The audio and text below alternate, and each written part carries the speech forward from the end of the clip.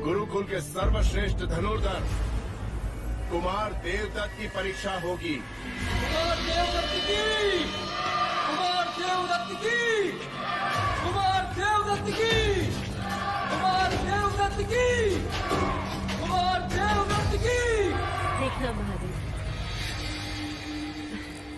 देवदत्त चुटकी बजाते ही लक्ष्य भेद देगा। उससे श्रेष्ठ दूसरा धनुर्धर कोई है ही नहीं। हाँ, सुना है। अनुज अमितोधन बता रहे थे, उससे उत्तम कोई नहीं।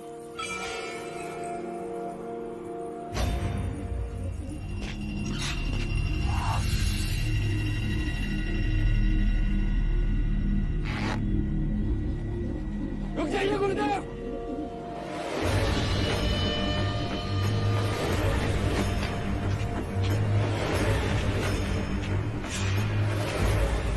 क्षमा गुरुदेव, परीक्षा के लिए क्या मूक पक्षियों को लक्ष्य बनाना उचित है? परीक्षा में धनुर्धर की योग्यता को परखना होता है। क्या युवराज के पास कोई और विधि है?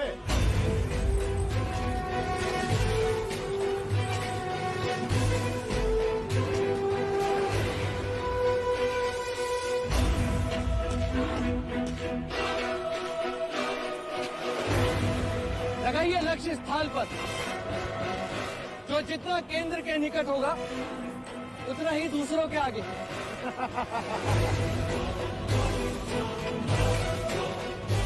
युद्ध में थाल और कटोरों में बाण नहीं चलाते अनुज।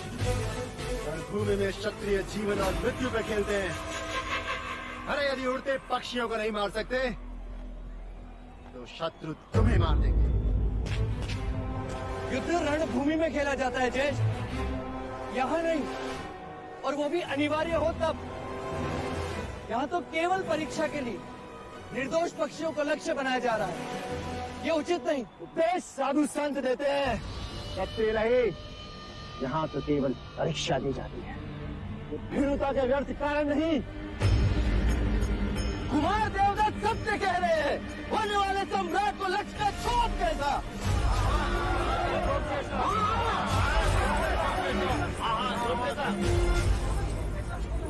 युवराज, वैसे भी आपको शस्त्र विद्या में रुचि नहीं है। हम आपकी परीक्षा बाद में लेंगे।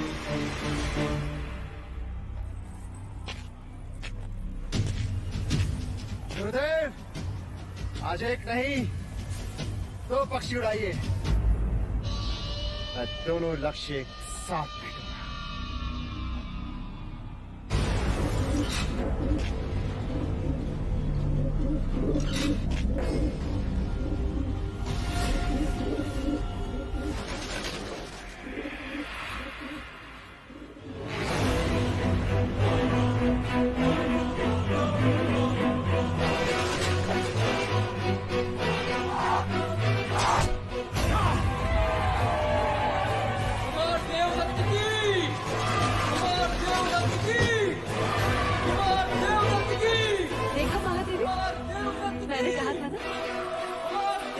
बड़ा धनुर्धर कोई है ही नहीं।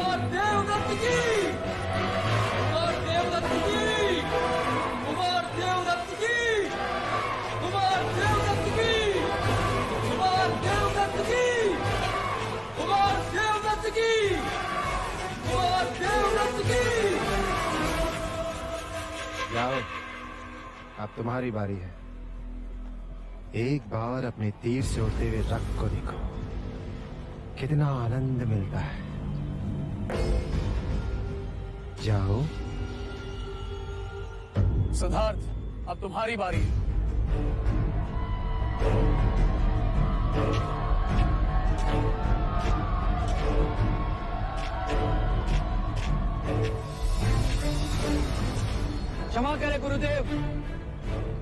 ये परीक्षा नहीं दे सकता।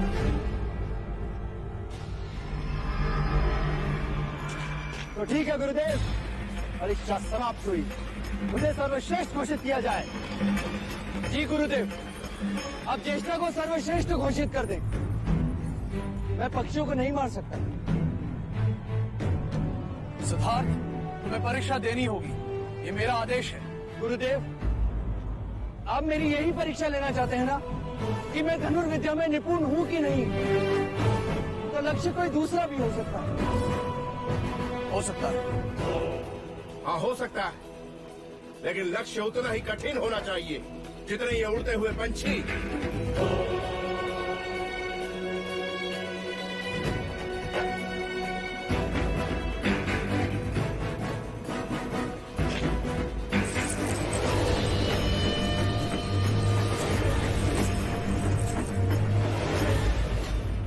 ज्येष्ठ, अब आप इसे अपनी पूरी शक्ति से ऊपर उछालिए। इतना ऊपर उछालिए कि ये मोती बिंदु के रूप में भी ना दिखाई। क्यों अपना उपहास कराने पे चले हो?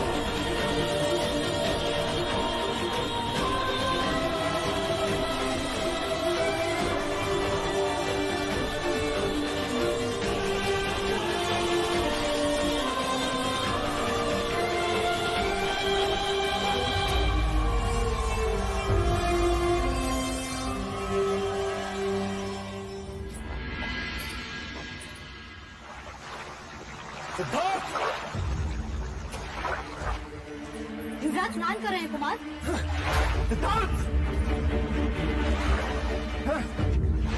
अपने आप श्रेष्ठ घोषित कर रहा था तो अहिंसा का ध्यान क्यों किया? सबके समक्ष मुझे क्रूर दिखाने के लिए? अरे क्या तो मैं भी पक्षियों की जगह तुम्हारे गले के मोती को भेज देता, लेकिन मुझे तो मेरे प्रिय अनुज ने अवसर तक नहीं दिया। इतना बड़ा कपट! ज्येष्ठ, मैंने तुम्हारे साथ कोई कपट नहीं किया और तुम तो बचपन से जानते हो कि मैं पक्षियों को लक्ष्य बनाने का विरोधी हूँ। हाँ, तुम तो बड़े अहिंसावादी हो। अरे मत भूलो सिद्धार्थ, प्रत्यक्ष नहीं पर परोक्ष रहकर तुम भी हिंसा करते हो, लोगों की भावनाओं की हत्या करते हो तुम, हत्यारे हो तुम। याद रहे सिद्धार्थ, दंड युद्ध में तुम मेरे समक्ष होगे और वहां तुम्हें मुझसे युद्ध करना ही होगा। और ये दंड युद्ध ये सिद्ध करेगा कि कपिलवस्तु के गुरुकुल का सर्वश्रेष्ठ योद्धा कौन है।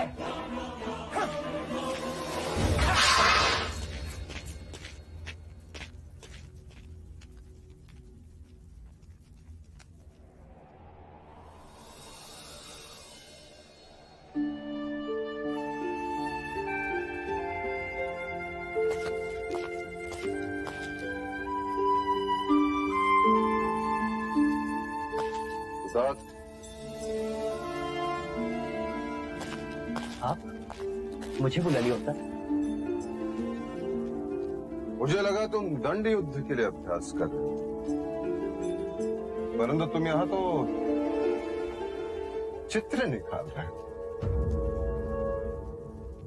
ये लाल रंग क्षत्रियों के उंगलियों पर अच्छा लगता है पुत्र, परंतु ये लाल रंग शत्रु के रक्त का होना चाहिए, ना कि चित्रकारी का।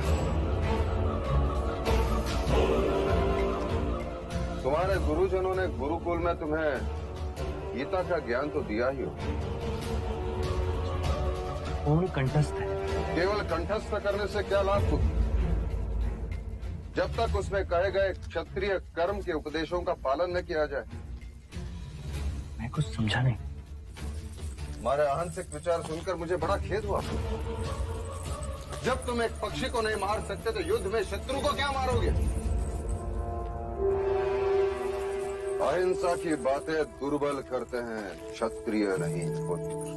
और तुम्हें क्षत्रिय हो, तुम्हें क्षत्रिय धर्म का पालन करना ही चाहिए। शाक्य कुल के भावी राजा हो तुम। अपने कुल की रक्षा के लिए न जाने कितने युद्ध करने पड़े तुम। कब तक क्षत्रिय एक दूसरे से युद्ध करते रहेंगे? राज्य की रक्षा करना उनका उत्तरदायित्व होता है खुद।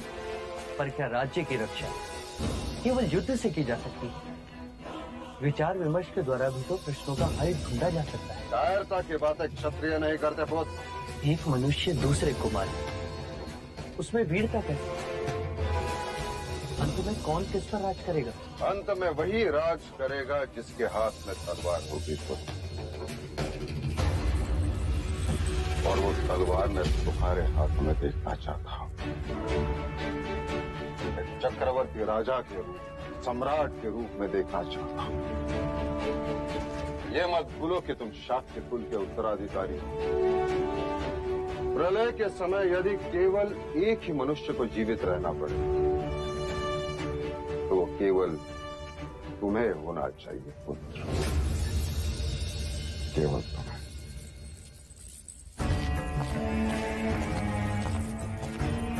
मैं गीता के उपदेश को समझता हूँ पिताजी, पर युद्ध के लिए कृष्ण का विराट स्वरूप आज भी मेरे लिए एक प्रश्न है।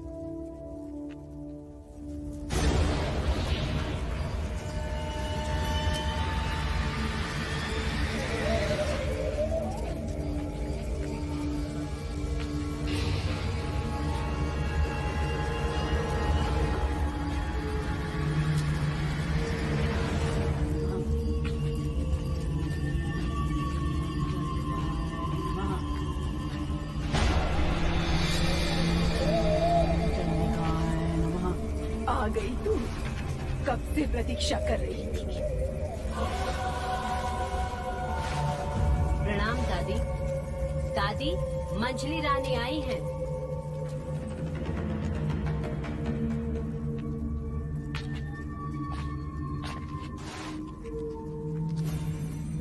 वो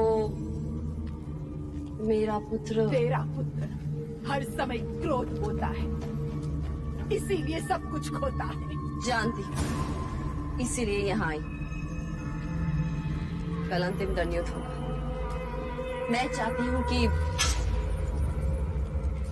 ये कील उठा ले। जिससे भी वो युद्ध करने वाला है उसके दंड में ये कील ठोक देना। वो कभी भी तेरे पुत्र पर प्रहार नहीं कर सकेगा।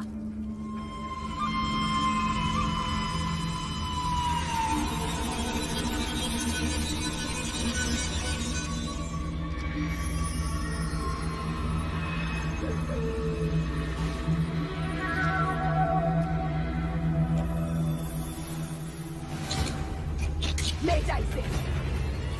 देने वाली तो तू क्या देगी?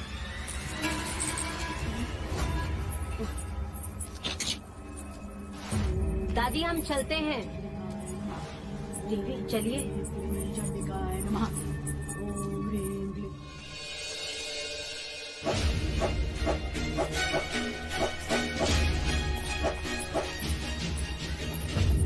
देवदत्त,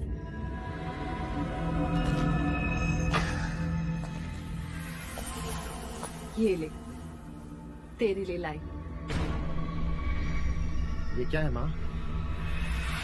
विजयश्री। एक माँ अपने पुत्र के लिए विजय लेकर आई। अब सिद्धार्थ कभी भी तुझे दंड युद्ध में पराजित नहीं कर सकता। मैं कुछ समझा नहीं माँ। ये कील तुझे सिद्धार्थ के दंड में ठोकनी, फिर देखना वो तुझ पे प्रहार ही नहीं कर पाएगा।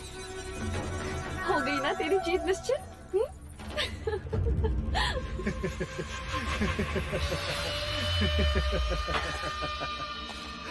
माँ, मुझे जीत याचकों की तरह झोली में नहीं, अपनी मुट्ठी में चाहिए। यदि आप कहें तो ये कील सिद्धार्थ की हथेली में ठोक दूं, यदि कहें तो तलवार से उसका सर उड़ा दूं माँ। लेकिन इस तरह ये टोड़ने टोट के करके मुझे विजय नहीं होना। मैं एक शूरवीर क्षत्रिय हूँ, मुझे जीतना है और मैं जीतूंगा। और जीत का महत्व तब होता है जब एक योद्धा अपने शौर्य और वीरता से युद्ध को जीते। लेकिन आप ये नहीं समझेंगे, क्योंकि आपको अपने पुत्र की योग्यता से अधिक विश्वास इस कील पर है।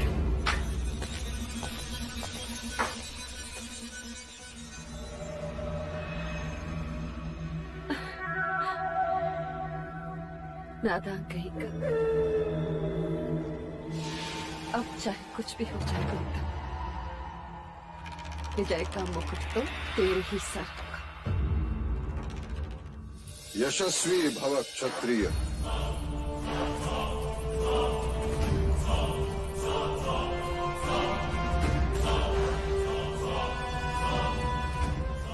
मंगला दीदी का भी आशीर्वाद लो।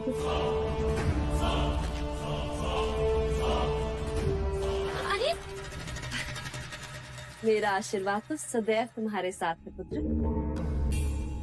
पर आज तो मैं तुम्हारे इस शस्त्र को भी आशीर्वाद देना चाहती हूँ।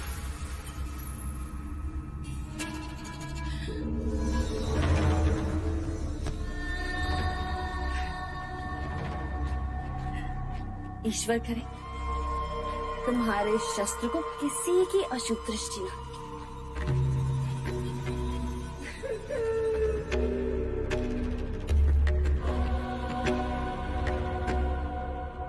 ईश्वर तुम्हें देवदत्त का सामना करने की शक्ति दे। लो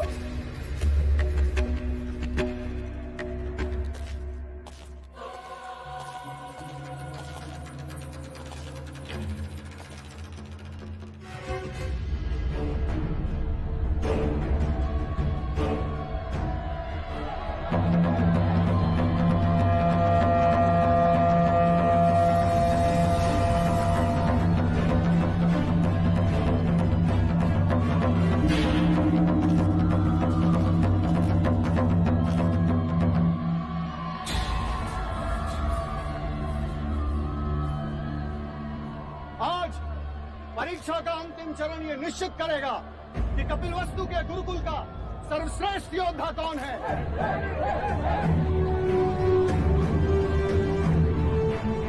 तो परीक्षा के अंतिम दो प्रतिस्पर्धी अपनी दंड विद्या का परिचय देने पधार रहे हैं। राजा द्रोणोदन के सुपुत्र कुमार देवदत्त।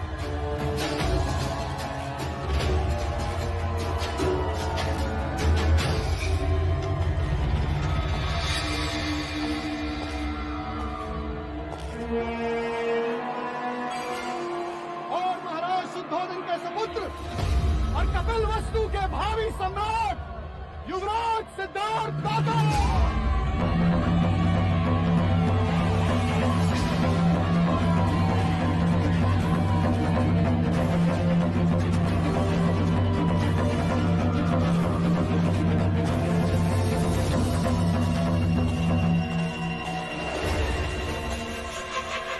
ये लो दंड और कर लो अपनी मंशा पूरी।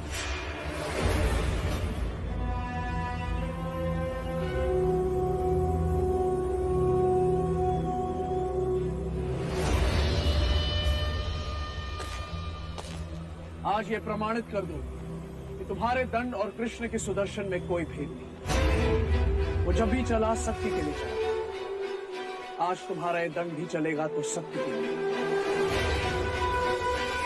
अब अपने माता पिता की प्रसन्नता के लिए, अपनी प्रजा का विश्वास जीतने के लिए।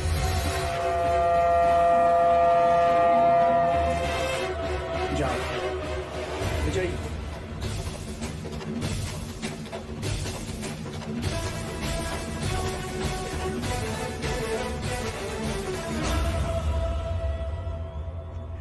कौन दिन तू लाख चतुर, परंतु युवराज के साहस पे तो मैंने पराजय की कील ठोक दी।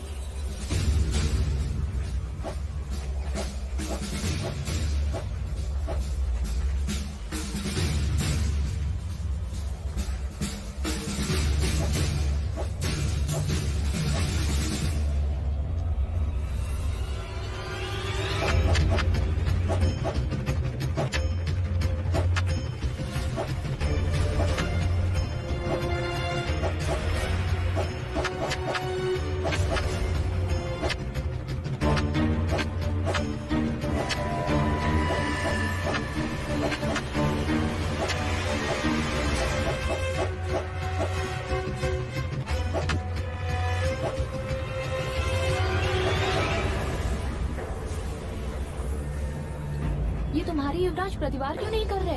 तुम्हारे युवराज मतलब युवराज तुम्हारे भी तो हैं। हाँ, मेरे भी तो है।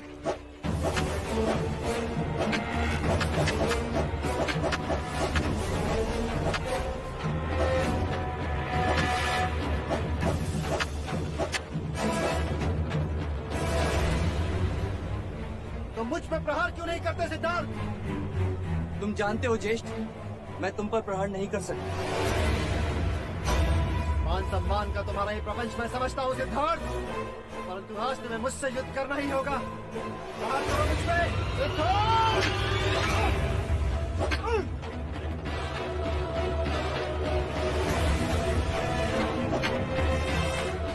सिद्धार्थ प्रहार करो या अपनी हार स्वीकार करो।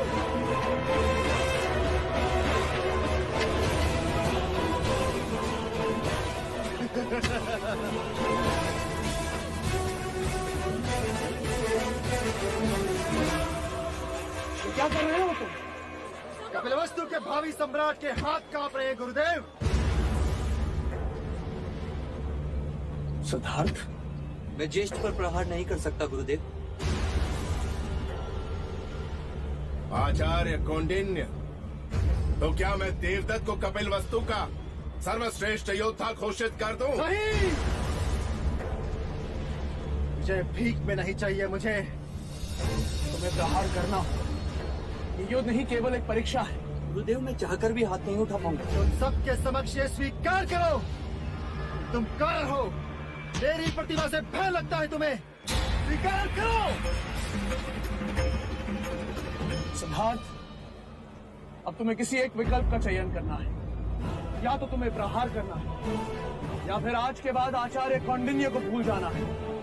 मैं तुम्हारा गुरु नहीं और तुम मेरे शिष्य नहीं। गुरुदेव, यदि तुम इस परीक्षा में विजय न हुए तो मेरा सिखाया सब मिथ्या है। ना समझ पशु पक्षी भी समय आने पर चुनौती स्वीकार कर लड़ने को तैयार हो जाते हैं। तुम तो मनुष्य हो। मत भूलो, अतल वितल भूतल पर जन्म लेने वाली प्रत्येक आत्मा कर्म के अधीन है, कर्माधीन है। पर ज्येष्ठ, इतने भावनाशील मत बनो सिद्धार्थ। केवल अपना कर्म करो। याद रखो, बादल का मूल्य वर्षा से, पेड़ का मूल्य फल से, तलवार का मूल्य धार से, उसी तरह एक क्षत्रिय का मूल्य प्रतिभावान योद्धा बनने से।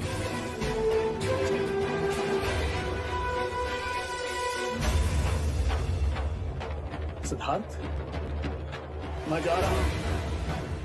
यदि मुझे रोकना चाहते हो तो युद्ध करो।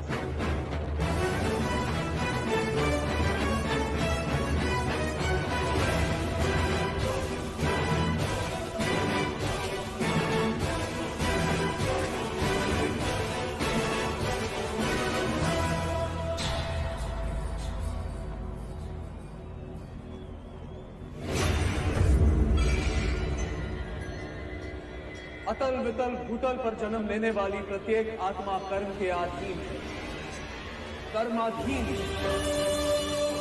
केवल अपना कर्म, केवल अपना कर्म।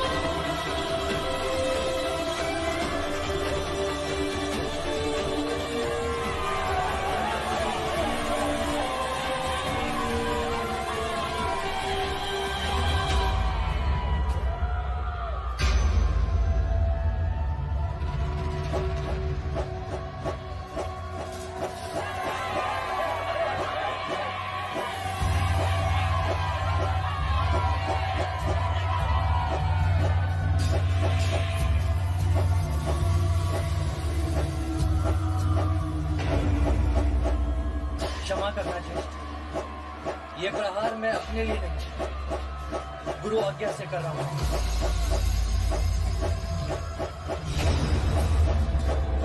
पहला प्रहार गुरु के लिए,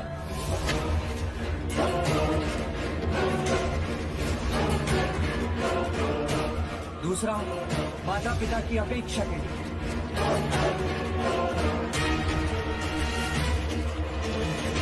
तीसरा प्रजा का विश्वास पाने के लिए,